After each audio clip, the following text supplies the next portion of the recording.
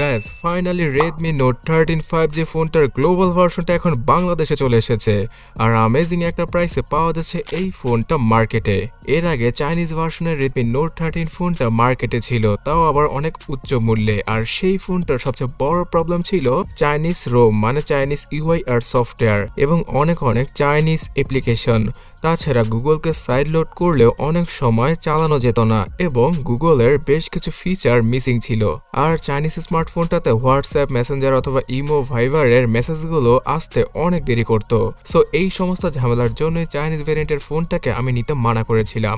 But এখন যেহেতু Redmi Note 13 5G স্মার্টফোনটার global ভার্সনটা বাংলাদেশে পাওয়া যাচ্ছে, তাও আবার 6GB 8GB র্যামের ভেরিয়েন্টটা, তাহলে আপনারা নিশ্চিন্তে নিতে পারেন। বিকজ গ্লোবাল ভার্সনে গুগলের কোনো প্যারা থাকবে না, ইউটিউব, গুগল ক্রোম সবকিছুই পানির মতো চলবে আর প্রিইনস্টল ভাবেই পাওয়া যাবে।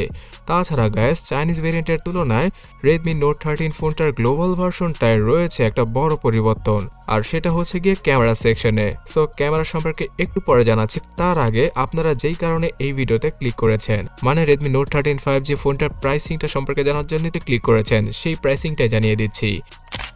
এই ফোনটার 6128GB ভেরিয়েন্টটা এখন বাংলাদেশে সেল হচ্ছে 25,000 টাকায়। তাছাড়া 8128GB ভেরিয়েন্টটা 26 কি 26,500 টাকা এবং 8256GB ভেরিয়েন্টটা 27 থেকে 27,500 টাকায় সেল করছে অনেকে। সো আর কিছুদিন যদি ওয়েট করতে পারেন তাহলে এই ফোনটার প্রাইসই আরও কমে যাবে, বিকজ ইন্ডিয়ান ভার্সনের ফোনগুলি এখন পাওয়া যাচ্ছে বাংলাদেশে। আর ইন্ডিয়াতে শুধুমাত্র 16,000 কি 15,000 রুপিতেই এর 6GB র্যামের ভেরিয়েন্টটা পাওয়া যায়। সো এই কারণেই বাংলাদেশের মার্কেটে তো 21-22 টাকা ইজিলি এই ফোনটার 6GB র্যামের ভেরিয়েন্টটা পাওয়ার কথা। যেহেতু নতুন এসেছে আর আপনারা সকলেই জানেন যে নতুন আসলে যে কোনো প্রোডাক্টের দামই বেশি রাখা হয়, বাট পরবর্তীতে যখন কিনা ফোনের হাইপ কমে যায় তখন একদম রেগুলার প্রাইসে চলে আসে।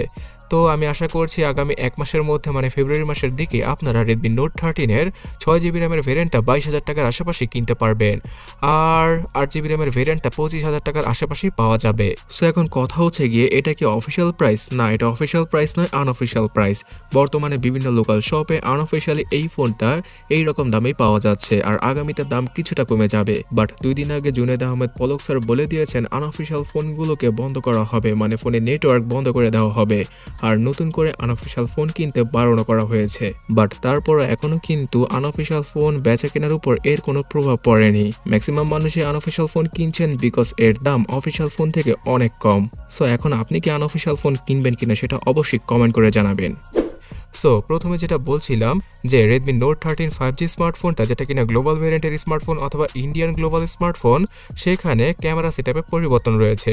চাইনিজ ভেরিয়েন্টে ছিল ডুয়াল ক্যামেরা সেটআপ পেছনে, বাট এই গ্লোবাল ভেরিয়েন্টের ফোনটাতে 108 মেগাপিক্সেলের ট্রিপল ক্যামেরা সেটআপ পাওয়া যাবে। 108 মেগাপিক্সেলের মেইন, 8 মেগাপিক্সেলের আল্ট্রাওয়াইড সহ 2 মেগাপিক্সেলের ফালতু ম্যাক্রো ডেপথ ক্যামেরা দিয়ে দিয়েছে Xiaomi তাদের Redmi Note 13 5G স্মার্টফোনটায়। তবে হ্যাঁ, এর সেলফি ক্যামেরাটা কিন্তু সুন্দর। প্রথমবারের মতো রেডমির এই নাম্বার সিরিজের ভ্যানিলা স্মার্টফোনে 16 মেগাপিক্সেলের সেলফিকে ইউজ করেছে Xiaomi, যার কোয়ালিটি মোটামুটি বাজেট অনুযায়ী ভালোই।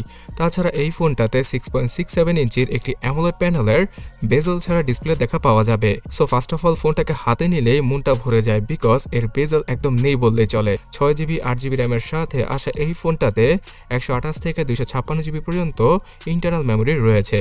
তবে এর একটা 12GB র্যামের ভেরিয়েন্টটা পাওয়া যায়, সেটা হয়তো বাংলাদেশে অতটাও অ্যাভেলেবল হবে না। আর বেসিক অন্যান্য সকল স্পেসিফিকেশন হিসেবে 5000 mAh এর ব্যাটারি, 33 ওয়াটের চার্জিং স্পিড সহ সাইড মাউন্টেড ফিঙ্গারপ্রিন্ট স্ক্যানারের সাথে আসে Redmi Note 13 5G স্মার্টফোনটা। এখানে আয়ার ব্লাস্টার, NFC সহ ব্লুটুথ 5.3 এর সাপোর্ট পাওয়া যাবে, তবে ডুয়াল স্টোরেজ স্পিকারের সাপোর্ট থাকলে আরও কিছুটা বেটার হতে পারত। সো আনঅফিসিয়াল ফোন বন্ধ সম্পর্কে সর্বশেষ তথ্য জানতে এই ডান পাশের ভিডিওটাতে ক্লিক করুন অথবা কমেন্ট সেকশনটা চেক করুন, ভিডিও লিঙ্ক পেয়ে যাবেন।